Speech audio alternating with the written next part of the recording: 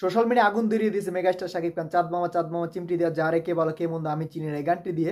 এই গানটি অবশ্যই রিলিজ পেয়ে গেছে, সেটা তো আপনারা দেখেই ফেলেছেন। আপনার কাছে কেমন লাগলো অবশ্যই আপনার কমেন্টে মতামত জানিয়ে যাবেন। আর যারা দেখেন এখন অবশ্যই রিয়েল এনার্জি ইউটিউব চ্যানেলে গিয়ে দেখে আসবেন, সেখানে গানটি রিলিজ দেওয়া আছে। এমনকি প্রীতম হাসান ইউটিউব চ্যানেলেও কিন্তু গানটি রিলিজ দেওয়া হয়েছে, সেখানে কি আপনারা গানটি দেখতে পারেন। গানটি আমার কাছে কেমন লাগলো আমার উপরে আমি শেয়ার করে চলে এলাম। তা জানতে হলে ভিডিও শেষ পর্যন্ত দেখতে হবে, কারণ অল্পটি দেখে চলে গেলে আপনারা জানতে পারবেন যে চাঁদ মামা চিমটি দিয়ে যারে কে বলো কে মন্দ আমি চিনি না, এই গানটি আমার কাছে কেমন লাগলো। তো চলুন ভিডিওটি শুরু করা যাক। মেগাস্টার শাকিব খানের বরবাদ মুভির একটা আইটেম সং আছে, সেটা আমরা সবাই জানি। এই আইটেম সঙ্গে কিন্তু প্রথমে একটা টিজার রিলিজ করা হয়েছিল এই চাঁদ মামা, সেই টিজারটা কিন্তু সোশ্যাল মিডিয়ায় ঝড় তুলে ফেলেছে, সবাই কিন্তু টিজারটা নিয়ে প্রশংসা করেছিল। অবশেষে কিন্তু ফুল গানটা চলে এসেছে। এখানে মেগাস্টার শাকিব খান নুসরাত জাহানকে আমরা দেখতে পেয়েছি, দেখে আমার কাছে দুর্দান্ত লেগেছে তাদের দুজনের কেমিস্ট্রি গানের ভিতরে।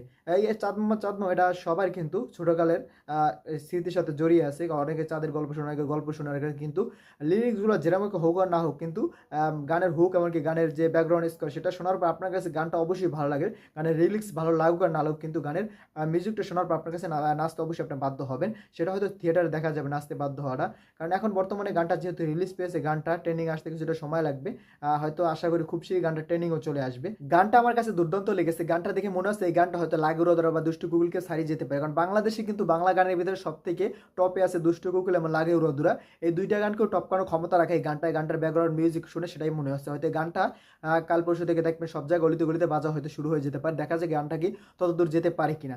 গানটা যেতে পারুক আর না পারুক, গানের কিন্তু কোরিওগ্রাফি এমনকি গানের ভিতরে শাকিব খান এবং নুসরাত জাহানের যে কস্টিউম ছিল, প্রতিটা কস্টিউম আমার কাছে দুর্দান্ত লেগেছে। কস্টিউম ডিজাইনারকে ধন্যবাদ দিতেই হবে, কারণ সে কিন্তু তুফান থেকেই কিন্তু চমক দেখিয়ে আসছে। শাকিব খানের সাথে কোন ধরনের কস্টিউম যাবে, কোনটা যাবে না যাবে, সেটা কিন্তু সে দেখে টেকে কিন্তু সেই সব কস্টিউমগুলো সিলেক্ট করতেছে। এখানে বরবাদের ভিতরে আমরা শাকিব খানের মোট 33টা কস্টিউম দেখতে পাবো, মানে 33টা কস্টিউম আমরা মেগাস্টার শাকিব খানকে দেখতে পাবো। সেটার ভিতরে কয়েকটা কস্টিউম আমরা দেখে ফেলেছি টিজার বা টেইলার, টিজার গানের ভিতরে আমরা এইসব কস্টিউমগুলো দেখে ফেলেছি। সব প্রত্যেকটা কস্টিউম আমার কাছে দুর্দান্ত লেগেছে। সেই কস্টিউমগুলো বর্তমান ট্রেন্ডিংয়ের সাথে কিন্তু মিল রেখে কিন্তু কস্টিউমগুলো ডিজাইন করা হয়েছে। আখের ওল্ড কস্টিউমগুলো দেখানো হয়েছে, যেমন আগের মুভিতে আমরা একজন ধনী ব্যক্তিকে কিন্তু ওল্ড কস্টিউমে দেখতে পেতাম, যে এখানে কিন্তু সেরকম দেখানো হয়নি। এখানে মেগাস্টার শাকিব খানকে একটা দুর্দান্ত লুক দেওয়া হয়েছে, এমনকি দুর্দান্ত কস্টিউমে প্রেজেন্ট করা হয়েছে। এমনকি তার আশেপাশে যে সাঙ্গপাঙ্গ ছিল তাদের কস্টিউমে কিন্তু দুর্দান্ত কস্টিউম আছে। সেটা দেখে মনে হচ্ছে যে কস্টিউম ডিজাইনারকে ধন্যবাদ দেওয়া অবশ্যই দরকার। ওভারঅল গানটি আমার কাছে দুর্দান্ত লেগেছে। আপনাদের কাছে কেমন লাগলো অবশ্যই আপনারা কমেন্টে জানিয়ে যাবেন। ভিডিও যদি ভালো লাগে বেশি সঙ্গে সবাই ভিডিও দেখতে পারে।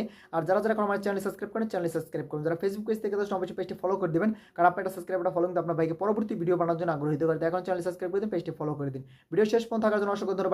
টেক কেয়ার, দেখা হবে নেক্সট কোন ভিডিওতে। ভালো থাকুন, সুস্থ থাকুন, বাই বাই।